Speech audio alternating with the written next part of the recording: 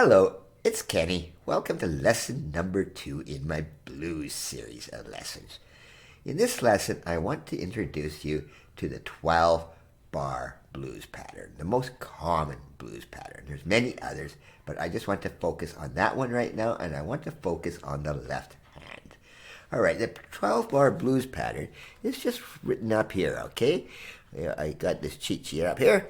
And you got this is in four times. So you got 4 beats of C, 4 beats of C, 4 beats of C, 4 beats of C. And then you do 4 beats of F, 4 beats of F, 4 beats of C, 4 beats of C, 4 beats of G, 4 beats of F, and then 4 beats of C, and 4 beats of C again. I've also put down these numbers here, 1, 4, and 5. All right, you'll notice these. These are because you can play the blues in any key. So if I wanted to play it in G, I would start in the first chord, the tonic chord in G, and then go to the 4th chord in G and the 5th chord in G.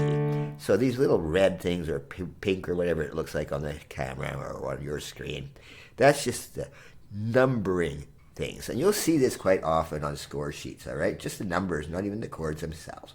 But we're going to focus on C because it's, as always, the easiest piece you can play on a piano. Now, I'm just going to start with a very simple rhythm. Okay, just that. C and G, and then C and A. All right, and do that 4 times for the first bar. And then 4 again for the second bar, and 4 again for the third bar, and 4 again for the 4th bar. And then you switch to F.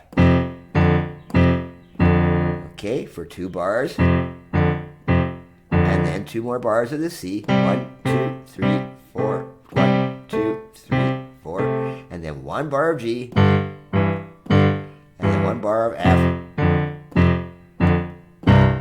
And then another bar of C. Okay? You notice I switched it here. I was starting up there and starting down here.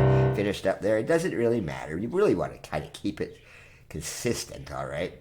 But, you know, it doesn't matter where you play. You can play way down there, but that's getting a little low. But whatever.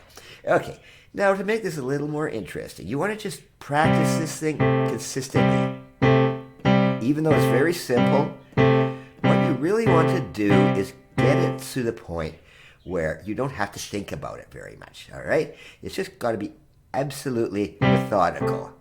All right, because the hardest part of the blues and most music is getting your coordination right with your right hand. So on the right hand, I just want it to be very simple. If you'll notice underneath there's the blues scale, which we taught in lesson number 1. All right, that's just play any of those notes in the right hand while you're fooling around with this thing, okay?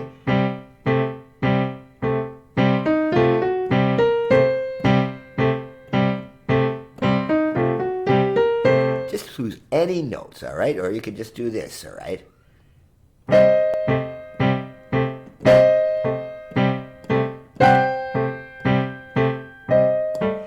Any of those notes in that scale, just to make it sound a little bluesy. You can do even something like this.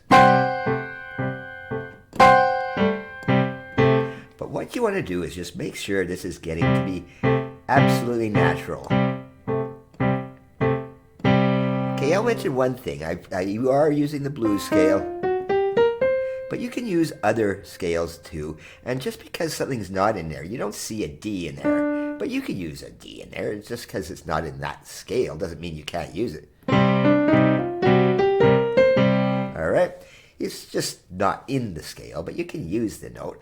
All right, and you can sometimes also in the blues, the 7th is very important. And in lesson 3, we're going to change all these chords to be 7th chords. Right now, I'm just making it easy, all right?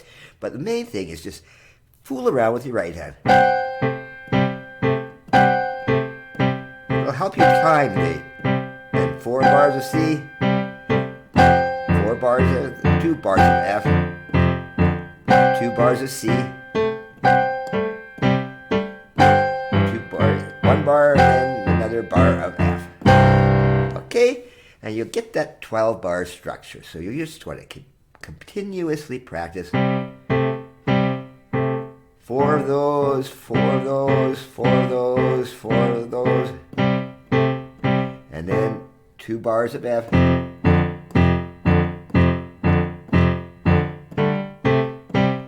then 1 bar of G, 1 bar of F. Okay, now that's pretty simple, all right? But just fool around with your right hand to make something out of it, all right? Okay, now to make it a little more tricky, I don't want to get too complicated in here, but once you're really comfortable with this really boring rhythm, you're not going to be playing blues with this very much, but try to get the swing version of this thing, all right? It's just the exact thing, but you're swinging it. And it's a lot harder, and then you'll have to be coordinated with that too. 4, see, I made a mistake. And then,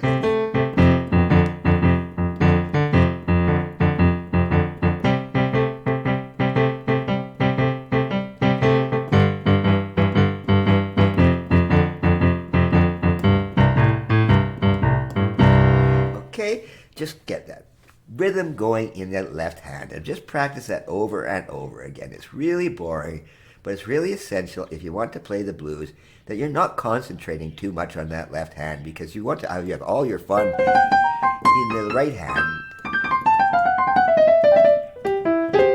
All right, so you just want to have that left hand just going really natural, and that's a simple one. Start with this. And then, once you're really comfortable with that, put the swing version in. Okay? And just stick to this pattern here again. All right? Just keep staying in the same pattern. 4 bars of C, 4 bars of C, etc., etc. 2 bars of F, 2 bars of C, 1 bar of G, 1 bar of F, and then another 2 bars of C to wrap it up.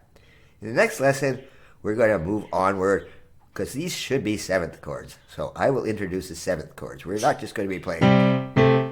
We'll be getting that really blues sound in the 7th chords. But until then, just work really hard on this really boring, mundane exercise. Thank you. That's lesson number 2 in the blues series.